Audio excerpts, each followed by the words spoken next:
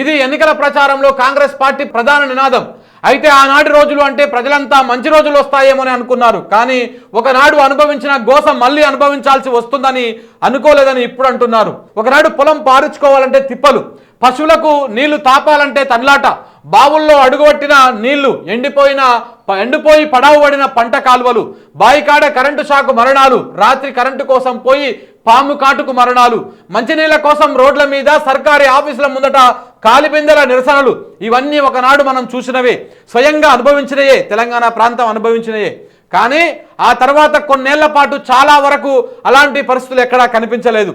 అంతేకాదు అలాంటి పరిస్థితులు కనబడాలని కోరుకోలేదు కూడా, కనబడతాయని ఊహించలేదు కూడా. కానీ పాలకులు చెప్పినట్టే ఆనాడు రోజులు తెచ్చారు. కాంగ్రెస్ కు ఓటు వేసినందుకు చెప్పుతో కొట్టుకుంటున్నామని అదే ఎండినటువంటి పొలంలో నిలబడి ఓ రైతు ఆవేదన చెందుతున్నాడు. ఈ జిల్లా ఆ జిల్లా అని లేదు, అన్ని జిల్లాల్లో దాదాపు ఇదే పరిస్థితి ఉన్నది. కానీ సర్కారు మాత్రం ఇప్పటి వరకు స్పందించిన పాపాన పోలేదు. నీళ్ళు ఇవ్వడం సంగతి దేవుడెరుగు, కనీసం అటువైపు కన్నెత్తి కూడా చూసిన పాపాన కూడా పోవడం లేదు. ఇంకా చూడు, ఇది కాంగ్రెస్ వాళ్ళ పనితీరు, ఇది కాంగ్రెస్ వాళ్ళ పనితీరు. ఇక్కడ చూడు, ప్రాణం తీసిన నీళ్ల గోస. సిరిసిల్ల కాలువలో నీళ్లు రాకపోవడంతో భూగర్భ జలాలు అడుగంటిపోయాయి, బోర్లు కూడా పోయడం ఆపేశాయి. అంటే ఎండిపోయాయి అన్నమాట బోర్లు కూడా. వేసిన పంటను కాపాడుకోవాలంటే నీళ్లు కావాలి. దానికోసం బోరు మోటార్ను మరింత లోతుకు దించే ప్రయత్నంలో కరెంటు షాక్ తగిలి ఓ రైతు చనిపోయాడు. సిరిసిల్ల జిల్లా కోనరావుపేట మండలం బావుసాయిపేటలో ఈ ప్రమాదం జరిగింది. ఈ ప్రమాదంలో పంబల్ల భూమయ్య అనే యువ రైతు ప్రాణాలు కోల్పోయారు. మరో ముగ్గురు కర్నాల శ్రీనివాసు, కర్నాల మహిపాలు, పంబల్ల రాజు తీవ్ర గాయాల పాలై ప్రాణాపాయ స్థితిలో ఉన్నారు. ఈ పరిస్థితికి కారణం ఎవరు? రేవంత్ రెడ్డి. ఈ పరిస్థితికి కారణం నీ కాంగ్రెస్ ప్రభుత్వం కాదా? ఈ పరిస్థితికి కారణం ఈ దుర్మార్గమైనటువంటి చేతగానటువంటి ప్రభుత్వం కాదా? కరెంటు చక్కగా ఇయ్యక, ప్రాజెక్టులలో నీళ్లు నింపక, మొత్తం భూగర్భ జలాలు అడుగంటిపోయి ఇవాళ కొంతమంది మోతవర్లు మాట్లాడుతూ ఉన్నారు 3 నెలలనే భూగర్భ జలాలు కిందికి పోతాయా అని. సిగ్గుండాలే మాట్లాడుతందుకు. వ్యవసాయం మీద ఏమైనా సోయన ఉండాలి, కనీసం వ్యవసాయం మీద ఏమైనా సోయన ఉండాలండి. ఏది పడితే అది మాట్లాడితే జనం కాదు రైతాంగం తుప్ప నోట్లో ముంచుతుంది అనేటువంటి ఆలోచన ఉండాలి మన లోపల. ఏదైనా సరే చెలువల నీళ్లు ఊరాలన్నా కానీ పైన చెరువులో నీళ్లు ఉంటేనే చెలువల నీళ్లు ఊరుతాయి. చెరువులో నీళ్లు లేకపోతే, చెరువులో నీళ్ళు ఎండిపోతే చెరువులో ఏడికెళ్ళి వస్తాయి? అంటే ఎప్పుడూ మనం చెరువును నింపుతూ ఉండాలి, చెరువు ఎండిపోక ముందుకే రీఛార్జ్ చేస్తూ ఉండాలి. సో అప్పుడు కింద ఉన్నటువంటి పొలాలు కానీ, కింద ఉన్నటువంటి బావులు కానీ, బోర్లు కానీ ఇవన్నీ ఎలుగుకు వస్తాయి, ఎప్పుడు నీళ్లు పోస్తూ ఉంటాయి.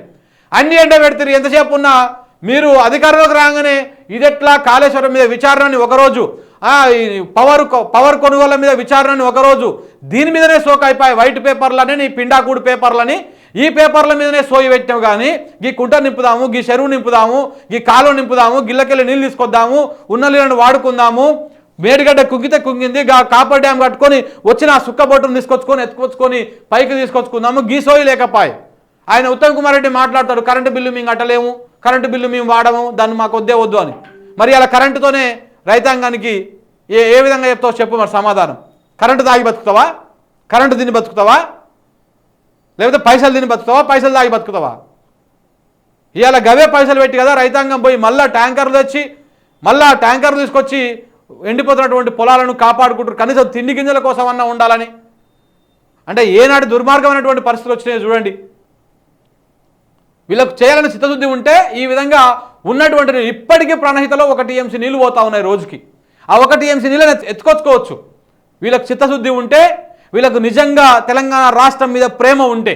ఈ సన్నాసులకు ప్రేమ ఉండదు. ఆ మేడిగడ్డను ఊలగొట్టాలి, అన్నారాన్ని ఊలగొట్టాలి, సుందీలను ఊలగొట్టాలి, పోయి ఆడ తుమ్మిడి దగ్గర ప్రాజెక్టు కట్టుకోవాలి, బరాజ్ కడితే అల్లో 10,000 కోట్లు పెట్టి కడితే అలా 5,000 కోట్లు మనం కమిషన్లు మింగాలి. ఇంకా సిగ్గు లేకుండా మనం వచ్చినప్పుడు అనలే ప్రధానమంత్రి మోడీ గారు నాకు తుమ్మిడి దగ్గర పర్మిషన్ ఇవ్వాలి అంట. ఏముందిరా నాయన ఆడ కడతందుకు 40 టీఎంసీలు కూడా ఎత్తుకరాలేవు ఆ నుంచి.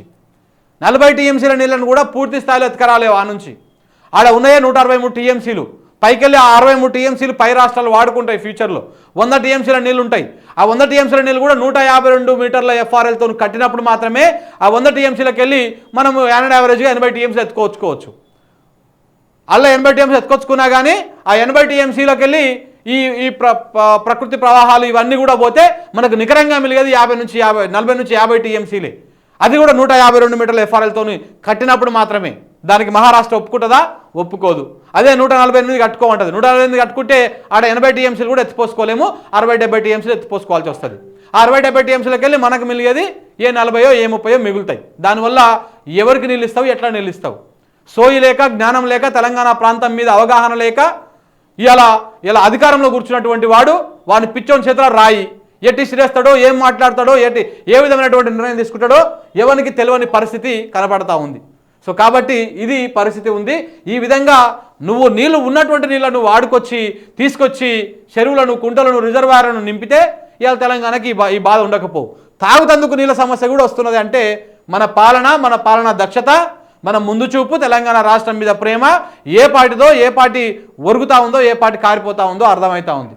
సో కాబట్టి తెలంగాణ ప్రజలారా ఇప్పటికైనా గుర్తుపెట్టుకోండి, ఈ దుర్మార్గులు తెలంగాణ రాష్ట్రాన్ని మళ్ళీ ఆగం చేసేటువంటి ప్రయత్నమే చేస్తూ ఉన్నారు. తెలంగాణ రాష్ట్రాన్ని మళ్ళా ఇబ్బంది పెట్టే ప్రయత్నమే చేస్తూ ఉన్నారు. ఇక చూడండి.